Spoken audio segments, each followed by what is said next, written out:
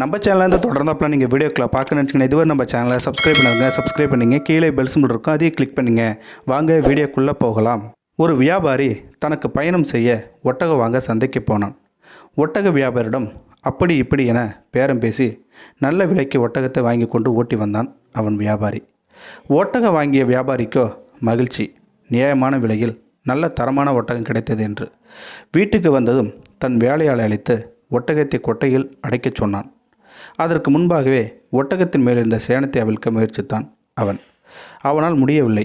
தன் வேலையாளை அழைத்து ஒட்டகத்தின் சேணத்தை அவிழ்க்கச் சொன்னான்.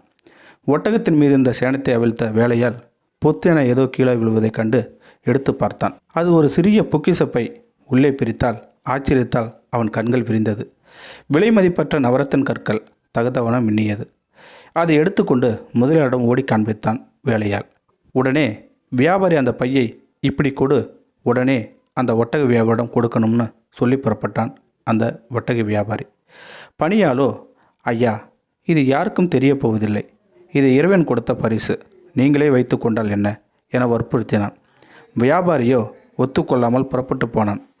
ஒட்டக வியாபாரிடம் சேவனத்தை அவிழ்த்த போது கிடைத்த பொக்கிச பையை கொடுத்ததும் நன்றியோடு வாங்கி கொண்டவன் அந்த பொக்கிச பையை வியாபாரிடம் கொடுத்து, உங்கள் நேர்மையை நான் கண்டு மெச்சி இருக்கிறேன்.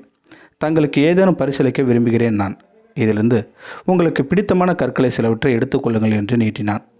அதற்கு அந்த வியாபாரியோ சிரித்து கொண்டே, உங்களிடம் இந்த பொக்கிஷத்தை தரும் முன்பே 2 விலையுயர்ந்த இரத்தின கல்லுகளை நான் வைத்து கொண்டேன் என்று சொன்னார். உடனே ஒட்டக வியாபாரியோ கற்களை எண்ணி பார்க்கவே எதுவுமே குறையவில்லை.